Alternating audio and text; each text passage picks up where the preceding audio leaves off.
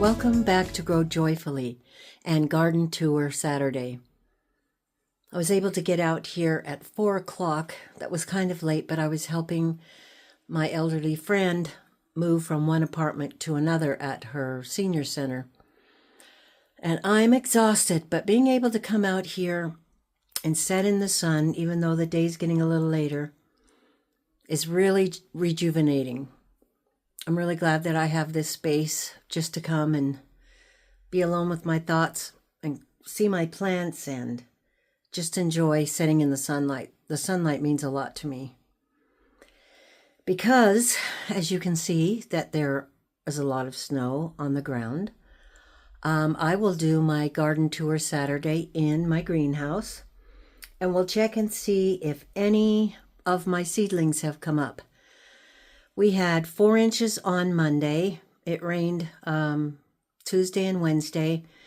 By Thursday, it was muddy, but pretty much the snow was gone. And then the sun came out again. Yesterday, so maybe it was Thursday night, it started snowing and didn't quit until the morning, and there was over 8 inches. So we're getting winter. We're getting it late. Every year, I swear it's later. But I am going to continue to enjoy growing my seedlings. That's why this greenhouse is so important to me, because it gives me an extra place to go where the sun is shining and the sky is blue, and I can get out here and feel like I'm close to nature and doing something, but yet not out in the cold. So let's go over to the growing shelves and see if any of the seedlings have germinated. My herbal tea of the day is pomegranate and raspberry, also one of my favorites. I can't decide which one I like best, hibiscus and raspberry or pomegranate and raspberry. Sometimes I put them together. I trimmed down this habanada. Actually, it's a small yellow sweet pepper. I trimmed it down because it just was not looking good, and it had all those aphids on it.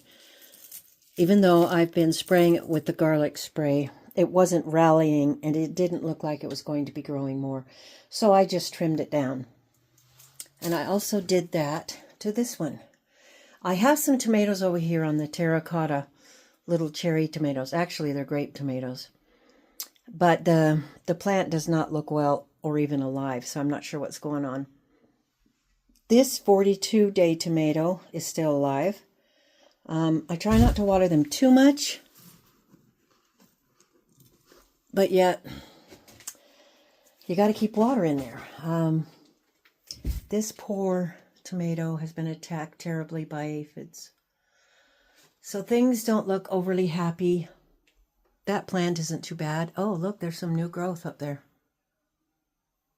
That is, I think, a small yellow sweet pepper plant. It looks fabulous. Okay, well, we'll take it. This plant died. I think it was too wet. And I'm not going to use it. But it grew a pepper and it turned orange. This is the hot Anaheim pepper. So I don't really want to grow it this year. I can't remember if I planted some or not.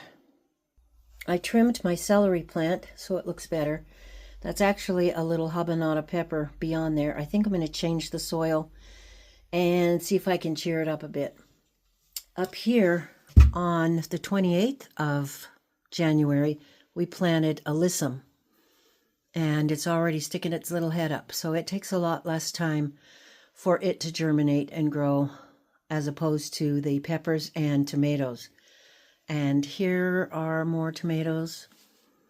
And I'm not seeing anything at all, but I only planted these a few days ago, so no surprise.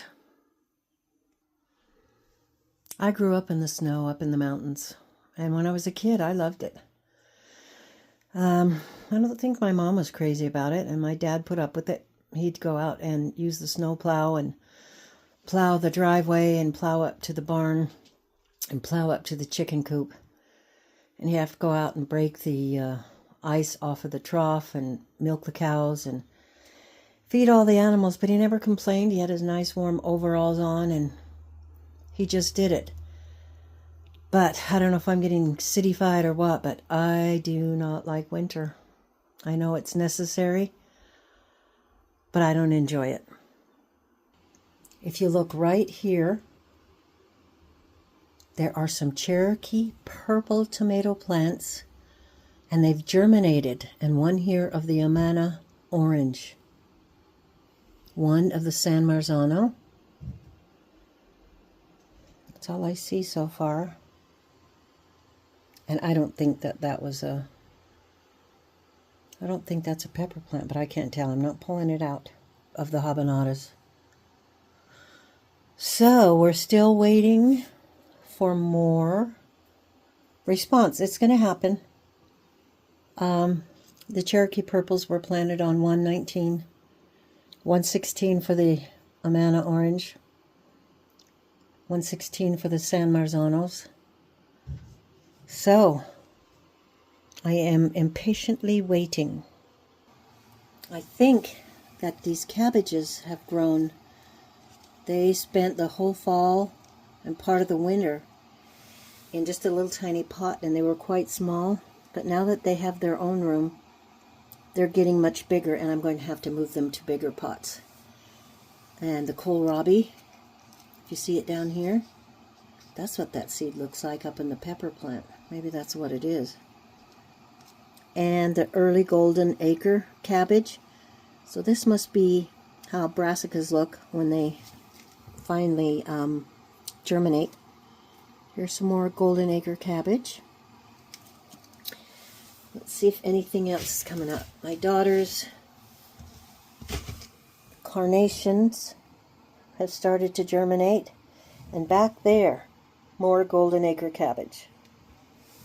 And I can't even pronounce this one. Convolvulus. I'm not going to try it.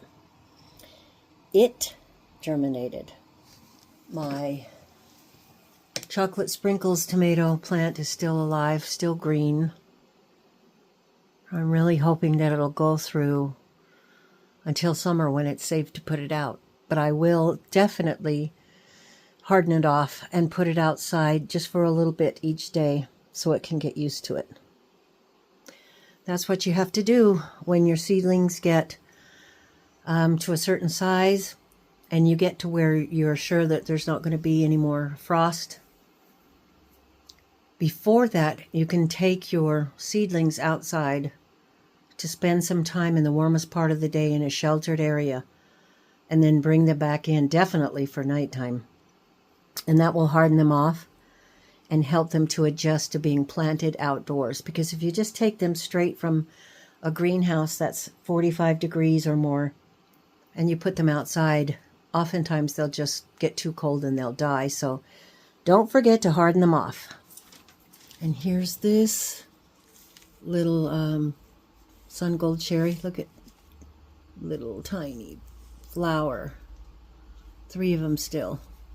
So it's looking pretty good. Stick your finger in, and it should be wet clear up to this first knuckle. If it's not, then it's too dry and you need to water it. Now all of these, they definitely have enough water in them, but I would overwater the seeds more than I would a seedling like this that is grown. See, I can feel the water down there about up to my knuckle. So there is water. This one, it is starting to grow some new leaves. So that looks great. This one's struggling. Pinch off those little yellow leaves. And this one's not looking good either. It could be dampening off. But this one's roots have taken hold into the ground and they look pretty good. Here's my little granddaughter's flower garden mix. And it has germinated. That was really quick because it was planted, we don't have the date on, but I think it was planted on the 5th of February. So that's pretty good. And this one of my daughters too, and the carnation. I don't want to pronounce that and mess it up. Rhodacia, I don't know.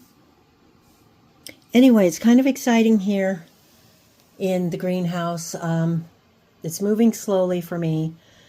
I think other areas of the country, especially the southern areas, are getting a little bit better weather, a little bit more encouragement for spring to be on the horizon, but we will not have spring here for another 2 full months at least. So we're just going to have to put up with this weather, with snow, and then it rains it off, and then cold, and then repeat. So I'm trying to stay busy here in the greenhouse. I'm enjoying watching your videos. All my friends know who they are, and they're so supportive, and I thank you. There's so many good videos out there that they put out that I love to watch, and I hope that you'll do the same thing too. So this is going to be my garden tour Saturday video with your host, Grandma Sandy, and your co-hostesses, Suffolk Susie, Patricia Ann Cube, and Growing on Vancouver Island. And then maybe I will pick this to be my disaster story for Janita's BF Well Wishes Garden. So those are 2 collaborations that I am participating in this week. And I encourage you to go to Janita's BF Well Wishes Gardening, and Grandma Sandy's.